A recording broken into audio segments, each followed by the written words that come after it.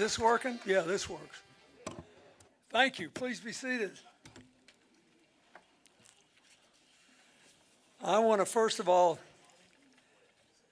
thank Pastor John Daniels and the whole Daniels clan for welcoming us to Holy Redeemer. And thank you, Reverend Tiggs Washington, Reverend Marilyn Miller, Pastor Teresa Thomas Boyd, and Congresswoman Gwen Moore. Hi. You know, this is an interesting thing for me. I'm not a kid anymore, as you probably can see, and I'm not running for anything except my grandchildren's future and your children and grandchildren. I'm missing Halloween tonight with my grandchildren. Usually I spend it there. I got an excused absence because my daughter and son-in-law know what's on the line. And because Hillary beat me home by a little bit, and you know how it is with grandkids. It depends on one day they like you better and the other day they like. But I'm very honored to be here. And I will cut to the chase. The future of the country is on the line, and it may be decided in Wisconsin. And it will be decided by who wants it most.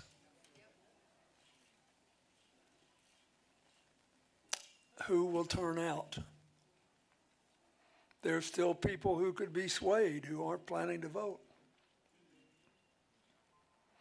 So I'm just going to say as quick as I can what I believe. I've almost given up making conventional speeches in favor of just trying to explain things to people. It's such a crazy time. Everybody's calling everybody else names. And if we raised our children to behave the way Donald Trump has raised politicians, they'd all have to go to some kind of reform school before they could ever go to college or go to work. You know, how bad can we? And he's the best I ever saw it, just stirring up resentment, you know. And most of us have enough sense from our own mistakes to teach our kids that somebody who constantly tries to make us mad is not really our friend.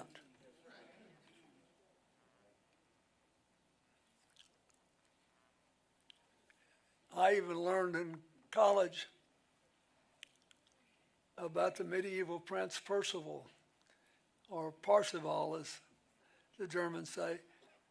And the story of Parzival has a subtitle, The Good Man Slowly Wise. And now we got all this social media and all this stuff. We're being hit 9 ways from Sunday. So here's what I know.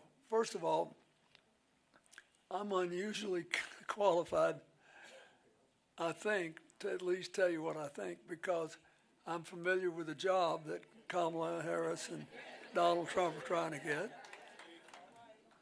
and because I know both candidates pretty well, and I've known Donald Trump longer than I've known Kamala Harris, although Hillary's known her for 30 years. And I want to begin in a way with the end. Trump's goal is to keep you torn up and upset. You read, man, he goes to all these sporting events, the football games and everything, and they're full of trying to make you mad at the NCAA's position on transgender athletes that we don't have anything to do with. Now, maybe they're wrong, but if you think they're wrong about something, you need to call the NCAA. But no, this should be the only thing that matters. Why? Because the theory is that real men will hate this and judge everything through the fact that Trump ran an ad about it. And it won't create a single job. It won't resolve the border chaos. It won't do anything. Now look at the border. President Biden offered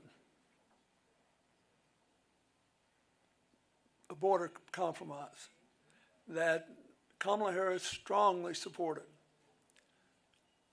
And it's worth, nobody wants to explain it anymore, but it's worth telling what happened. When Lyndon Johnson was president, that was a long time ago, he signed a law which said, if you show up at our border and you pass a vet and you look like you're safe and you want to work, with a legitimate fear of harm to your family or yourself, we'll let you in and let you work. But you can't jump the gun on becoming a citizen. You have to wait in line for that, which is nothing but fair. But there were all these people in our neighborhood, in Latin America mostly at the time, who were at risk of being hurt in countries with authoritarian communist leaders. So Johnson signed the bill. Fast forward to the current time, when all over the world we have more people crossing the national borders than at any time since World War II, in every region of the world. And a lot of them want to come here. But the system was last reformed in 1983 when President Reagan signed a reform bill negotiated with the great Democratic Speaker of the House, Tip O'Neill. And they both honored their word and they made their compromise, and that's what it was. You know how many more people live here today than lived here in 1983? Just here. And this bill was built to process a maximum of 400,000 people a year. So we had 1 million to 1.2 million people showing up.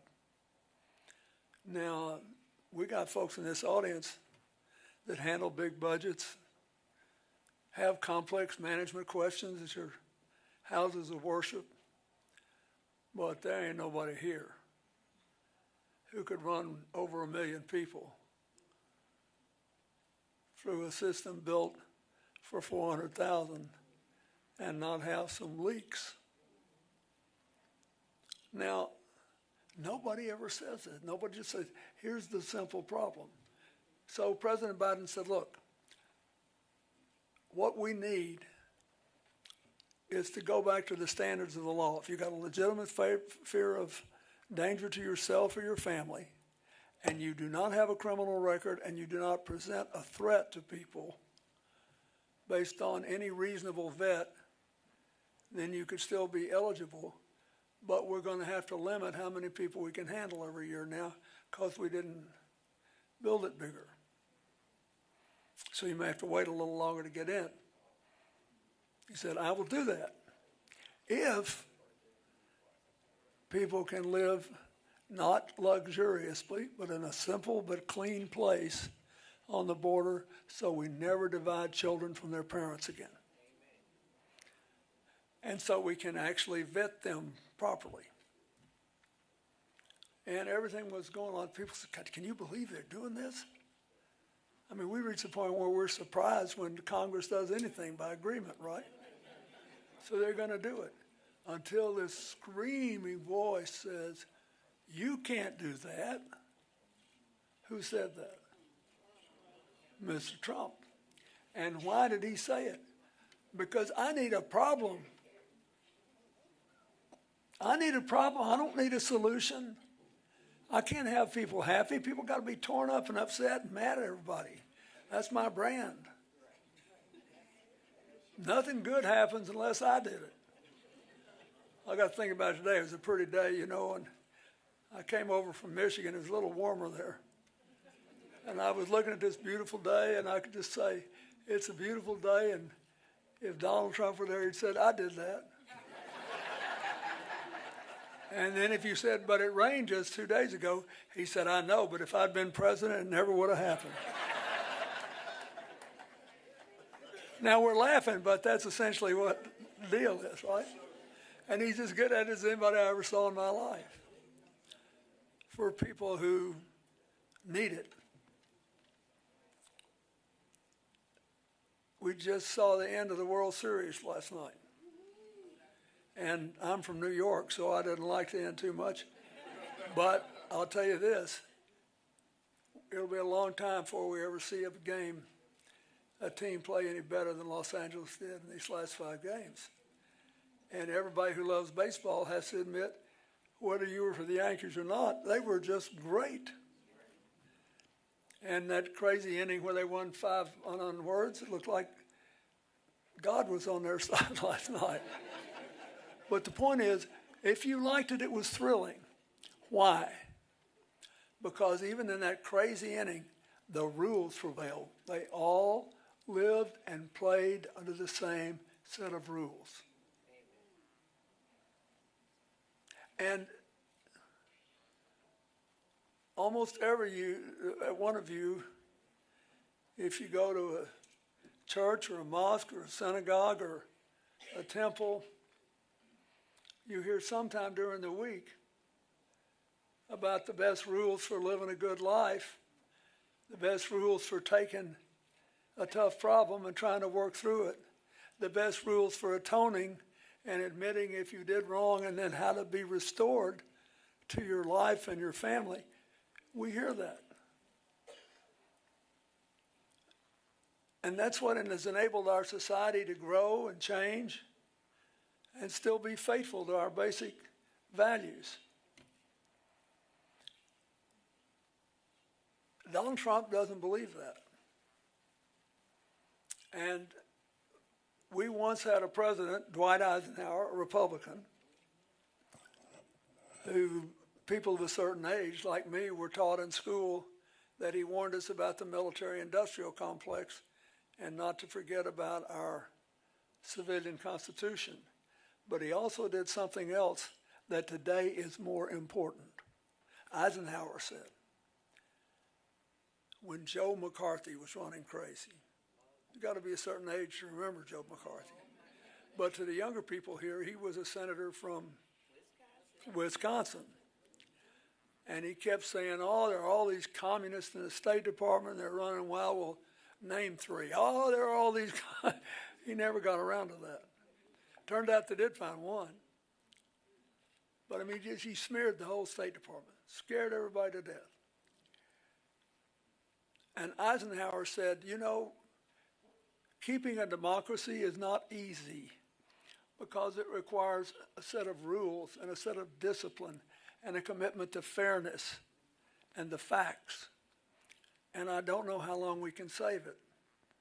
We are already the longest living continuous democracy in the history. Now, what Eisenhower did was to slowly figure out how to get rid of Joe McCarthy. And when he did, Joe McCarthy's political advisor, a man named Roy Cohn, went home to New York. And guess who he went to work for? Fred Trump and his son Donald. And Roy Cohn was a fascinating man.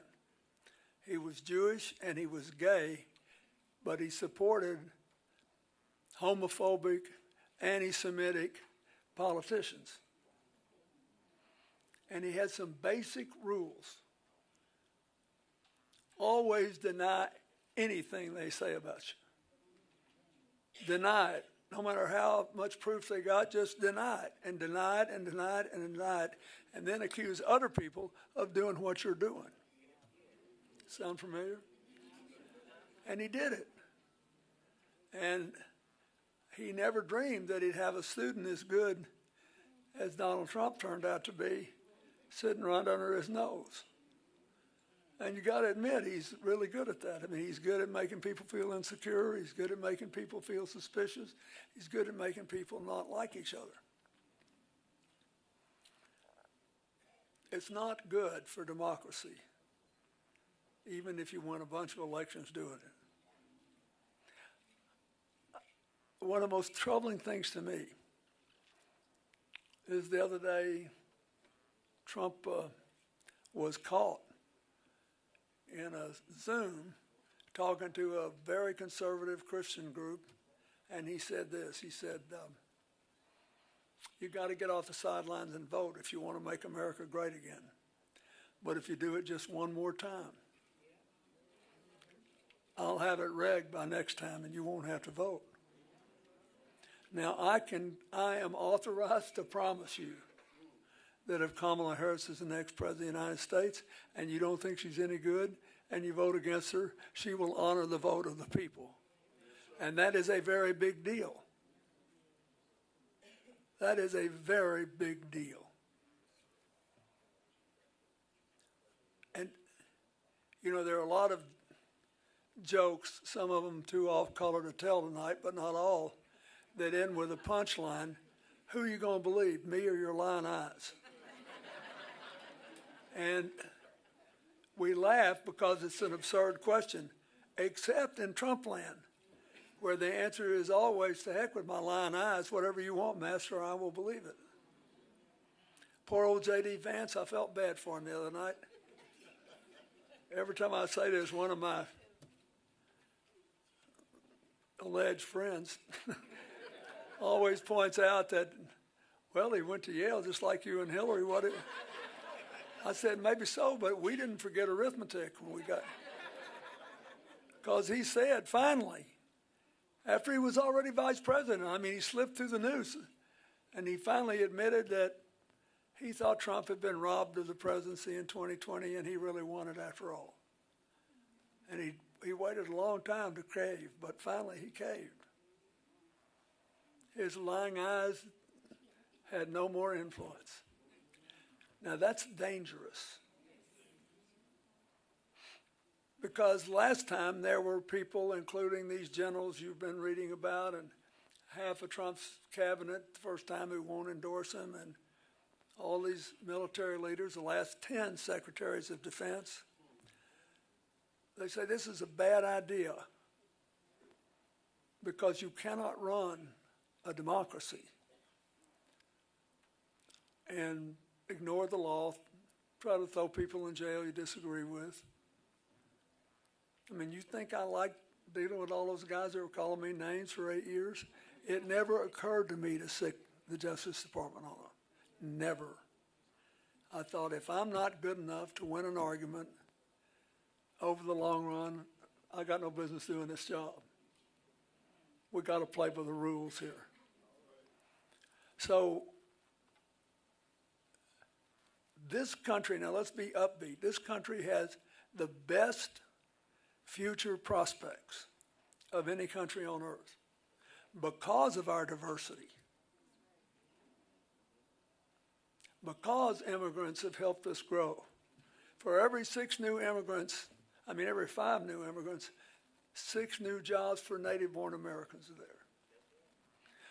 The crime rate among new immigrants is roughly half what it is among the native-born. The small business formation for new immigrants is almost twice what it is for the native-born. Part of it is they're hungry. The population rate in America is 1.7 per thousand. That's the birth rate. Replacement is 2.1.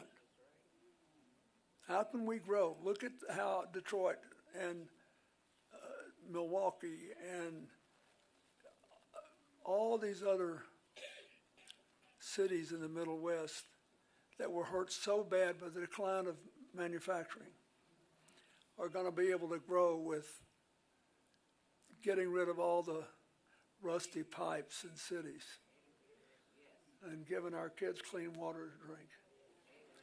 With the CHIPS Act, which is going to enable us to make computer chips here that will compete with everybody in the world and end this supply chain disruption we have. There are now 60,000 projects underway on the infrastructure bill. 60,000, soon be 100,000. And both candidates, President Trump and President Biden, promised the infrastructure bill. Only Biden delivered. Yes, in 4 years, that wasn't delivered. And you're going to, pretty soon, you won't know anybody who hasn't been affected by one of these road or bridge or airport or rail or water projects. They'll be everywhere. And America will be given this huge boost. And what Donald Trump is banking on is that he'll get a free ride. You know, he didn't like President Obama very much, and he said terrible things about him. And when he was elected in 2016, and a lot of people actually believed him that the economy wasn't very good, when in fact it was booming. So in Trump's last 2 years, in Obama's last 2 years, before Trump took office, we had 8 million jobs, or 3 years. Trump had about 3 years before COVID really bit, and he had 6.4 million. In other words, he didn't do as well as Obama, but he did well enough so that when people started to feel these changes, he happened to be in office. And he claimed credit for all of it. Now he's saying, you can't vote for Kamala because they had inflation. And I didn't. And I had a good economy, so you have to vote for me. Isn't that basically what he's saying? And a lot of people you know who say they're going to vote for him. That's what they're saying. And what I want to say to you is, Joe Biden saw how long it took us to get over the crash in 2008, and they juiced the engine a little bit, and we recovered more quickly. So when he leaves office, the Biden-Harris administration will have created about 16 million jobs, more than any administration in 4 years.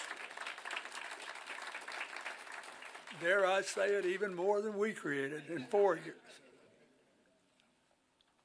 And I'm proud of that. We're a bigger country. We ought to be creating more jobs. But the important thing to remember is he didn't do it. Main thing he did was cut taxes for big corporations, and they used 85% of the money to buy stock back to make the stock worth more and raise the pay of chief executives. What happened was he got the tail end of Obama's recovery. Now he wants to get the tail end of what happened in the Biden-Harris years. Because I'm telling you, man, even though they had 16 million jobs, there's going to be a lot more with this infrastructure. It's the biggest program since the Interstate Highway Act. There's going to be a lot more with the CHIPS Act. In New York State alone, in northern New York, which has a lot of Republicans, there are going to be 60,000 jobs creating these computer chips for all these companies. So say, you got to vote for me. No, we don't.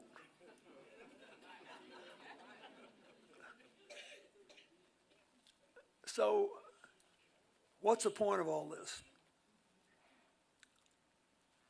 In my experience with both of them and with the job, I believe that the vice president has a better economic plan, has a better health care plan. They're going to come after those pre-existing conditions protections, and they are pledged publicly to get rid of the $35 a month cap on insulin, which will be devastating, especially to the African American community in this country, and the $2,000 a year limit on out-of-pocket prices for drugs for people on Medicare. Kamala Harris said, I'm not going to do that. Instead, I'm going to let younger people get the benefit of these lower prices too. It'll be much cheaper than letting them get sick and having to fix things. The health care plan is better. The energy plan is better.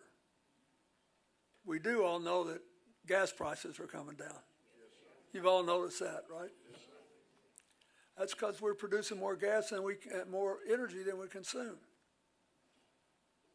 And a lot of it is solar and wind and geothermal and hydroelectric. A lot of it is just pure old efficiency. And quite a bit of it's natural gas. And some of it's oil, too much, but some of it. But they are subject to environmental standards.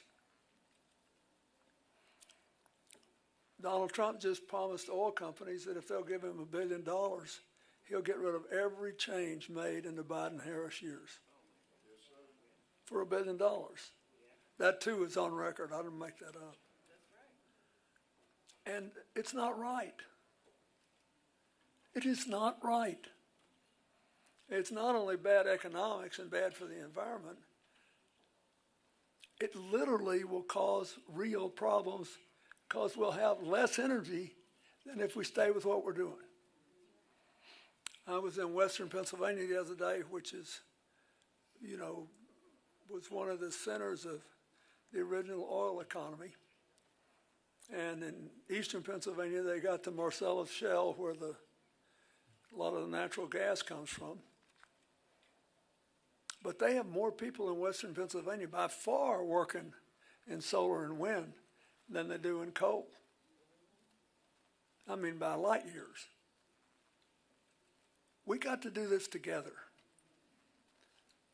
But what Trump wants to do is just divide us all, confuse us all. And the most important thing I want to say is this. He wants to put a 20% tariff on everything we buy from other countries. Now, the only time you can justify a tariff is if we're about to produce something better at lower cost and we put a tariff on it to give the industry time to get built up and started. But just to put an off-the-board, across-the-board tariff with no resolution of how you're going to make a living and buy this stuff is a terrible mistake. Hundreds of economists have said it's going to cost the average family $4,000 a year to pay for these tariffs. So all I ask you to do is just tell people the facts. Who's got a better economic policy? Harris does. Who's got a better health care policy? By a country mile, Harris does. We don't want you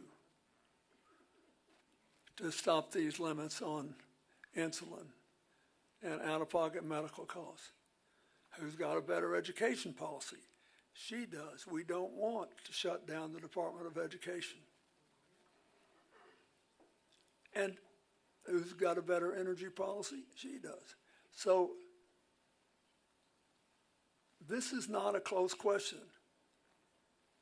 but you got to give Donald Trump credit. He is better at dividing people and causing resentment and getting people to stop thinking than nearly anybody I've ever fooled with. So this is the last point I want to make. I think the price gouging law and building 3 million more houses and actually helping young people with down payments on their homes so we can get people in their homes and start building again to make housing affordable for everybody. I think it's all really important. But when you come right down to it, think of this. And maybe it's just because I'm a grandfather now. And I'm not being morbid. I just know that we may not know the hour of day, but we're all time limited. I remember I spoke at the National Convention of the Church of God in Christ, or I think it was, and I said, I was introduced by the leader, and I said, I'm so glad to be introduced. I was leaving office. So glad to be introduced by somebody who's not term limited. And the bishop went up to the microphone and said, oh, Mr. President, we are all term limited. We just don't know when. So I've thought about this a lot and realized that all my life I've been keeping score. we all keep score with our lives. And so I decided several years ago that I needed a clear message to myself about how I will try to keep score. None of us are perfect. We don't do it all the time. But at least it helps if you know what you define as a successful life. And if you're involved in affecting other people, I think the three things that matter most are people better off when you quit than when you started? Do children have a brighter future? And are we coming together instead of tearing each other apart? Seems to me that if you can say yes to those three things, the rest of it's pretty much background music. And so I tried to teach our daughter to keep score that way, and that it was always good to get caught tiring. And she tries to teach her three kids, our grandkids, that in order to do that, you have to be both brave and kind, because you never get it right the first time. You just keep on going. That's really what this election's about. How do you keep score? What kind of country do you want our kids to grow up in? And I also think it's a terrible thing for people who want to rule forever, because I don't care how good you are. If you're like Mr. Putin, for example, he's a very smart guy, and his first presidency worked out pretty well. But once he decided he wanted to stay for power forever, then he became primarily concerned about his power and not being won up by anybody. And you watch with any authoritarian leader in the world, sooner or later they're going to do something they shouldn't do because they never want to give up power. And there's lots of examples of it around the world today. So that's why I'm for Kamala Harris. And I think she has the potential to be a really, really good president.